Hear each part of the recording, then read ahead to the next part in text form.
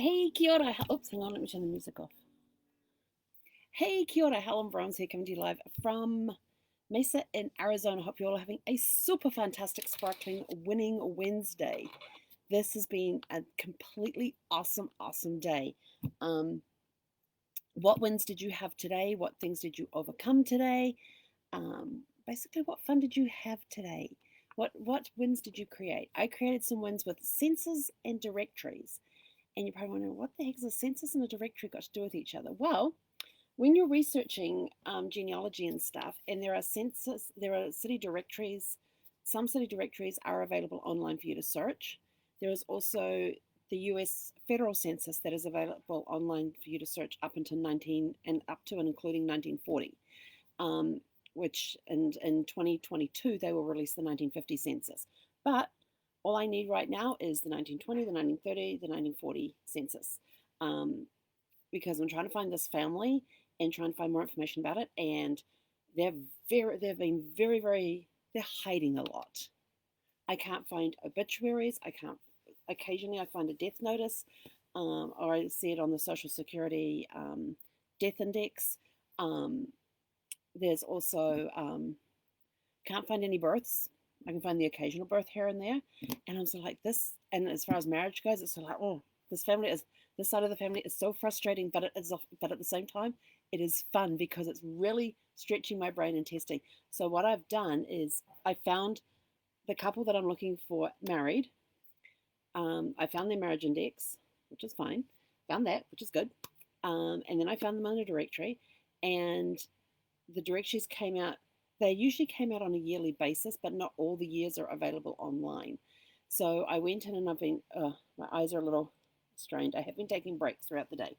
Um, but I was finding her family and his family in the directories, wrote them all down, different addresses coming through, which could mean cousins and aunts and uncles and all of that. So remember, sometimes we've got to go sideways to go upwards. We've got to look at the siblings sometimes to help find the information, more information on the parents, and going sideways sometimes helps as well. So I found her family, found his family right there together in the directory. Well, apart because of listed by surname. So I wrote out all the people with those names and the addresses, found several people, and I think if I remember correctly with this directories, I only put those over the age of 18 into the directories. Um, and got the addresses and that, and finding very much the common address. So I've already got one family split into two, one last name split into two, because it's a majority of this address and this address. They've almost an even split with an odd one thrown in here and there at a different address. And then on his family, similar sort of thing. And so then I thought, okay, now let's cross-reference these ones with the census, because in one situation, they had the same couple, first name, last name, first name, yeah, first names and last names. So they had his name, and in those days when they did, it was husband and wife living together in the same. Sorry, my eyes are really, really itchy right now. If the husband and wife were in the same house, they would have his name, and in parentheses what her name was, and then what his job is, and then the address. Um, if the woman was a widow, they would have her name, and in parentheses they'd have WID indicating a widow, and then his name, and then her address. And so the widow and his name would be in parentheses, which was kind of cool, because then you could turn and say, oh, okay, so sometime between when the 1925 and the 1926 directories came out, the husband passed away. So we're able to narrow down that information. And so then you go look at the 1920 census, and on one of them in like 1923, I had the exact same couple. So same last name, same first names, and same first names. Husband's name was the same, wife's name was the same. But here was the thing. They had one set of the couple living at an address that shared his last name, and then they had the second couple living at the same address of her maiden name. And I was like, well, that doesn't help me at all. So my only thought was is that they could be, they had them in there twice, because she could be working in her family's farm while he's off doing whatever it is that he does, his job. But then I thought, no, hang on, the occupations are different. So it's like, so we go to the census report and see, okay, so that one was in 1923. So what can I look at 1920 to see what address they were at? And anytime you do a census, anytime you look at a census report, anytime, always look to see who's living on the same street.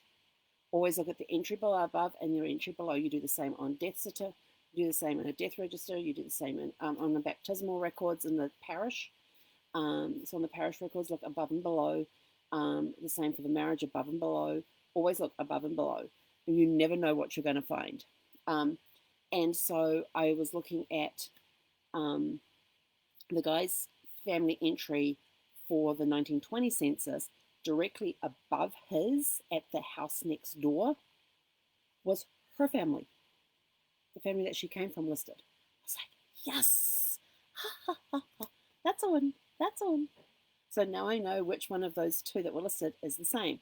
And then then by the 1930 census, they had moved, but because I actually had a directory listing from 1930 and the census, and I was able to match them up very easily that way, and make sure that there was no other of that name, because I know that that family stayed in that area. So if there was another couple with the same first name, last name, although that was kind of weird because they had different occupations, so it was kind of fun. But always look above and below. Every time you're looking at anything like census reports, parish records, always look above and below, because the parish records are written as they happen. So it's all, well, parish records from the 1800s and some of those before that were always written as they happened. They weren't typed into a computer for an index or anything like that. And this is how I found my third or fourth great grandfather. It was my fourth great. It's either my third or fourth great grandfather, William Eakins. I was having problems. No, hang on. He wasn't William Eakins. He was. That's the wrong one. I need to go the other side to the price. It was a bookbinder. He ended up being a bookbinder. And I couldn't figure out why. Because on the English census reports, it listed on one that there was his mum and him in a house together. She showed that she was married. It was the 1851 census for England, and it showed that she was married and that she was the wife of a jeweler. And on another document, it had that her husband was a foreign agent. So like, and of course, I come across the foreign agent thing first, and I'm like, oh, a foreign agent, they're a spy.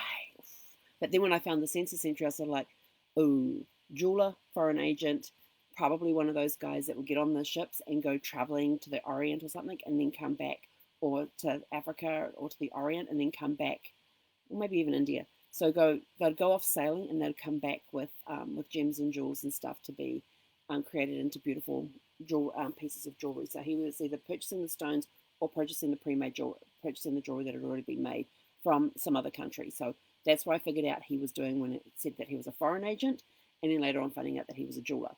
But so getting back to my little story with him, he was born. My third great grandfather was born in 1850, and I was having problems finding anything about him.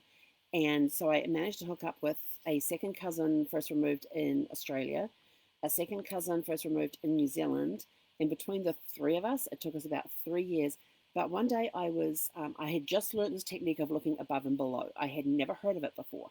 So this is back in the, back when Ancestry was very young. Back in the early days. So this is back like in the late 1990s when I was doing this, and so I had just learned that you should always look above and below. Now I kind of remember doing that when I was helping Mum do research, but it hadn't kind of stuck, and so I just happened to be looking at this church baptismal record which had his name in there, and it had the mother, and it had her maiden name. So I thought, yes, we're on the right track here because that's the right maiden name. But it had her address up here, and then it had a wiggly line, and then it had the father's address. And I was like, there are two different addresses. Why do they have two different addresses? And I was like, that's really weird. And something made me look below. So I looked below, and there was another child there that was getting baptized the exact same day that had the same mother at the same address as my third great grandfather, but it had a different father listed. And I was like, huh. But it had the father's occupation as a bookbinder. And I'm like, bingo. Because back in the 1800s, a lot of times, especially in England, is that the occupation that the kids would go in, the sons would go into, would be whatever their father was in. Because I was trying to figure out, how did my third great grandfather become a bookbinder? You know, his father was this foreign agent. You know, me thinking spies. Turns out to be a jeweler. And I thought, why didn't he go into jewelry or everything? So I still don't. So now I'm looking for the fourth great grandfather because I have no idea what happened to him, how he disappeared from the scene. Did they get divorced? Did he die? I can't find any records on him. So now we're on the hunt for that one, and we have been for several years. But every now and again we go back and look because more records are getting loaded online all the time. So we may find it. But so my fifth great grandfather was baptized on his 5th birthday, and his stepfather was a bookbinder. So somewhere between when my third great grandfather was born and when he was baptized 5 years later, his dad either passed away, deserted the family, or whatever, because his mother had got remarried to the bookbinder next door, who lived in the house next door according to the census. So when we went back and had a look at the census, there he was right next door, and he was married at the time as well with kids. So they ended up having a blended family. Who knows why? You have to go and investigate. But at the time, one was unable to find the records. So always look above and below because you never know who's there. In the case of my third great grandfather, I found out that his mother had remarried and had had another child. Don't know what happened to my fourth great grandfather. That's a mystery right now. Today, looking above and below, there's his family, him and his wife, and then her family are listed as the house next door. So always look above and below when you are looking at handwritten records, like census reports, like the census parish records. Always look above and below because you never know. And sometimes in England, parents would go and they would do like a group that they wouldn't, for whatever reason, they wouldn't do the baptism. You know, sometimes they wouldn't do the baptism as soon as the child was born within a few days. They could wait a few years and go do like all their kids at once. In the case of my third great grandfather, it was his 5th birthday the day he was baptized, and his half brother